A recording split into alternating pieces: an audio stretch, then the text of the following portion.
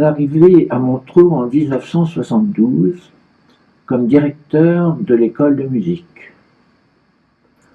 En 1997, s'est formée l'association des amis de la collégiale que je préside, dont un des buts principaux est la promotion de la musique d'orgue. À ce titre, elle organise 2 concerts par an qui sont fort bien suivis. Et il est apparu à ce moment-là que la reconstruction de l'orgue en tribune détruit pendant la guerre se justifiait à cause des capacités limitées de l'orgue en sol actuel données par l'État au titre de dommages de guerre en 1965. Cette reconstruction se justifie d'autant plus que le conservatoire Gaston-Littèze municipal a pris une très grande extension au point que 30 professeurs enseignent 35 disciplines à 520 élèves. Enfin, nous avons constaté que les concerts d'orgue étaient très bien suivis et par un public d'environ 80 à 100 personnes. Mon intérêt pour l'orgue a été immédiat, je dirais.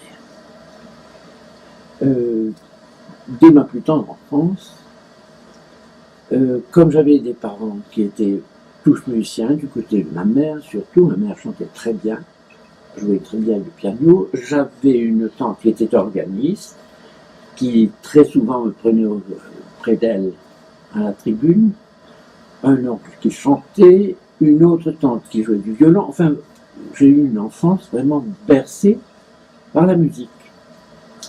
Ce n'est qu'à l'âge de 19 ans que j'ai commencé à travailler, mais très sérieusement à ce moment-là, l'orgue. Et ça se passait au conservatoire de Fribourg en Suisse, pendant 3 ans. Après mon premier diplôme, je suis venu à Paris, à l'école César-Franck, où j'ai été l'élève de Édouard Souberbiel.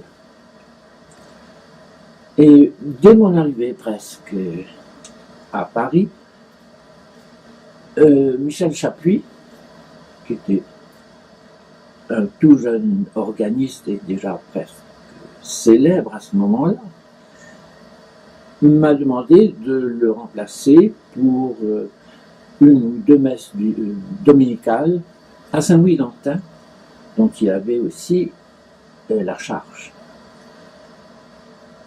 Et au fur et à mesure, donc en 1952, alors j'ai été à ce moment-là nommé comme organiste du chœur à Saint-François-Xavier, dont je suis devenu le maître de chapelle en 1957.